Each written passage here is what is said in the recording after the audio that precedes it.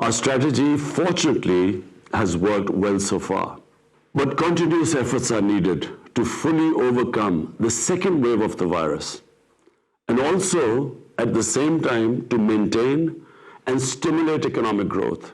COVID-19 vaccines are now being administered in developed countries, but it seems that it will take much longer time for the vaccine to fully cover the global south. Sustainable development will remain elusive as long as the pandemic persists. Developing countries are trapped between recovering from the pandemic and meeting their debt servicing obligations.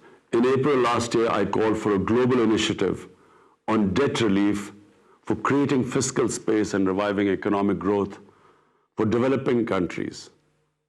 But I'm afraid much more needs to be done on this account.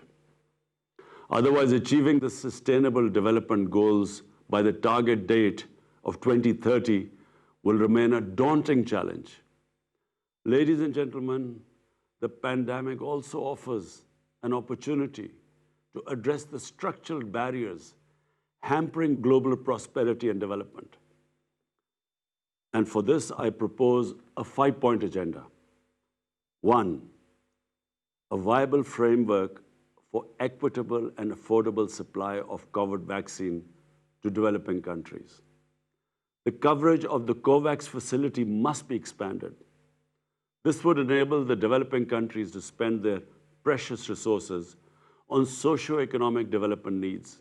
2, additional debt relief by suspending debt repayments for the most stressed countries until the end of the pandemic, and restructuring of the public sector debt under an agreed and inclusive multilateral framework, and expanding concessional financing through multilateral development banks.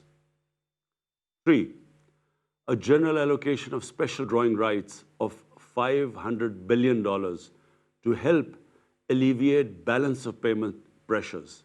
4, return of stolen assets held by corrupt politicians and criminals. The illicit financial outflows from developing nations causes more poverty in this world than any other factor. Reportedly, a staggering amount of $7 trillion is parked in haven destinations. And it is also reported that $1 trillion annually leaves the developing countries for these haven destinations. 5, meeting the agreed target of mobilizing the $100 billion annually by developed countries for climate action in developing countries. Ladies and gentlemen, economic malaise and recession, like the coronavirus, is highly communicable. Global policy measures along the lines I have outlined are urgently needed to save lives, revive economies, and build. I thank you.